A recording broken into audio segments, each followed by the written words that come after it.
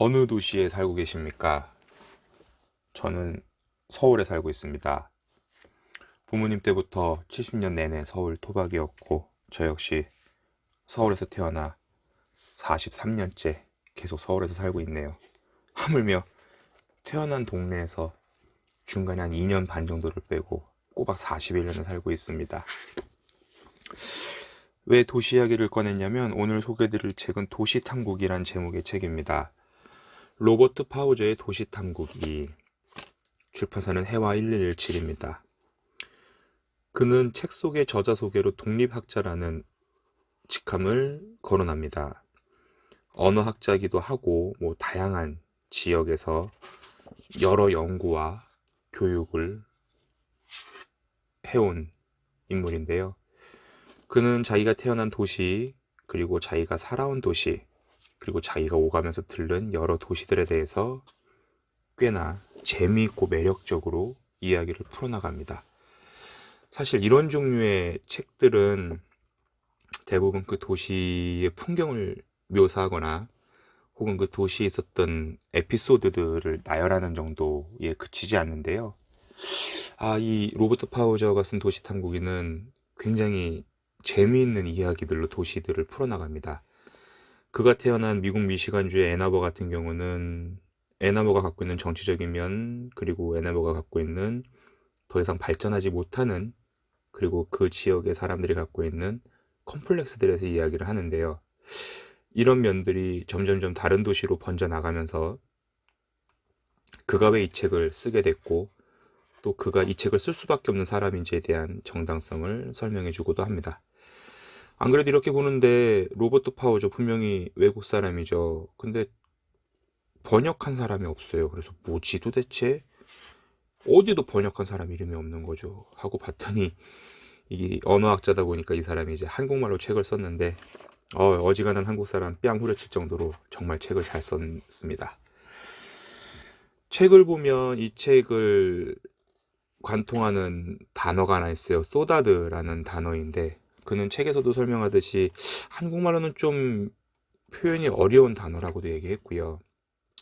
이 소다드는 이를테면 도시에 대한, 고향에 대한 어떤 그런 향수 이런 거라고 얘기할 수 있을 것 같은데, 소다드가 무엇인지는 책을 보시면 아실 것 같고, 그래서 저자는 도쿄, 서울, 대전, 더블린, 런던, 라스베거스, 뉴욕, 전주와 대구, 그리고 프로비던스 등 12개 혹은 13개 정도의 도시에 대해서 이야기를 합니다. 도시가 과연 무엇일까요? 분명 시골은 아니에요. 섬도 아니고, 면적 대비 굉장히 많은 사람들이 살고 있는 조금은 빽빽한, 빡빡한 곳을 우리가 흔히 도시라고 말할 겁니다. 정치, 경제, 사회, 문화 등의 어떤 특정 컨텐츠의 중심을 이루는 곳일 수도 있고, 교육도 있겠네요. 또 그 도시를 이루는 사람들의 면면들과 또 특정 도시들이 갖고 있는 그 고유의 성향들, 그런 면에서 서울은 굉장히 몹쓸 곳이죠. 지랄맞은 인구 밀도, 더 지랄맞은 집값. 사실 최근 들어서 조금은 환기가 되는 것 같긴 한데, 저는 사실 그럼에도 불구하고 서울이 도저히 매력적이라고 느끼진 않지만, 또 서울에서 태어나 계속 서울에서 살다 보니 한편으로는 이해 충돌이겠지만 서울만한 곳 없다라고 느끼기도 합니다. 지인이 강원도 정선에서 펜션을 운영했었던 시절이 있었어요. 자주는 아니었지만 그래도 비정기적으로 자주 놀러 갔었는데, 강원도 정선 산중턱 해발 700여 미터 되는 그곳, 정선 시내에서도 자동차로 20여 분을 가야 맞닿는 곳,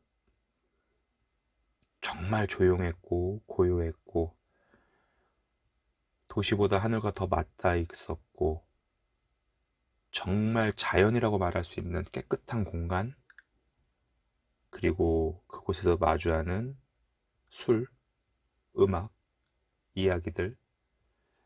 근데 그렇게 좋은 곳도 저는 정확히 만으로 이틀차가 되면, 3일째가 되면 지루해지더라고요. 갖고 싶진 않지만 차라리 경적이 있고, 자빠지면 손에 닿을 편의점이 있고, 한 두어 바퀴 구르면 있어야지 속이 후련한 도서관, 극장이 있는 서울이 너무 좋더라고요. 뭐 그건 제 개인적인 경험이겠지만, 사실 도시는, 제가 보는 도시는 그렇습니다. 끊임없이 그 모양을 달리합니다. 정착되어 있거나 정체되어 있다면 도시가 아니라고 저는 봐요. 그리고 결국 우리는 우리의 어린 시절인 그 도시로 돌아갈 수 없다는 것도 이 책의 저자가 이야기하는 그 지점과 동일하지 않나 봅니다. 제가 사는 동네만 해도 그래요. 전혀 상상도 못했던 지점에 아파트가 들어섰고, 그로 인해 제가 태어난 그 계량 한옥은 이미 사라진 지 오래가 되었죠. 평생 아파트에서 살아본다는 생각을 단 한 번도 해보지 못했는데, 결국 결혼 전에 아파트에서 1년여 정도 삶을 지내게 되었고, 결혼과 동시에 또 전세난민으로 빌라 오래된 다세대 주택들을 전전하고 있는데, 도시는 끊임없이 외지인들을 유입하고 원주민들을 밖으로 걸러내는 듯한, 그리고 그 과정에서 벌어지는 활력들과 어떤 움직임으로 태동하는 생명체가 아닌가 싶습니다. 거주하고 있는 지역의 구청장이 근래 들어서 그런 말들을 자주 해요. 결국은 인적 자원이 이 자치구의 경쟁력을 살려주는 유일한 방안일 텐데, 그렇다고 나이 든 사람들을 불러들이긴 힘들지 않을까. 젊은 사람들을 불러들이려면 그들의 아이들을 볼모 삼아 교육적인 환경을 높여야 된다라는 제법 그럴싸한 청사진을 제시합니다. 그리고 또 그 사람들이 지낼 집들이 오래된 다세대나 빌라로 국한되어 있다면 그 사람들이 해당 자치구의 매력을 느끼지 못할 테니 아파트를 또 짓겠다라고 그 청사진에 재를 뿌립니다. 결국 뭐 또 건설 부양이죠. 근데 아파트를 지으면 원주민들은 울며 겨자 먹기 식으로 아파트에 입주하는 사람도 있겠지만, 저희 같은 또 세입자는 결국 살던 동네를, 해당 도시를 떠나야 하는 경우도 있습니다. 물론 모든 정책들이 반드시 서민을 위해서 필요한 것도 아니고 저처럼 가난한 사람들을 위해서 필요한 것도 아니겠지만, 도시를 구성하는 그 각계각층의 다양성에 대한 고민들은 분명히 이루어져야 하지 않을까라는 게 제 개인적인 견해고요. 그런 고민들이 조금은 현실적으로, 정책적으로 그 방향성을 가져야 한다고 저는 봐요. 결국 뭐 가난한 제 푸념이었고요.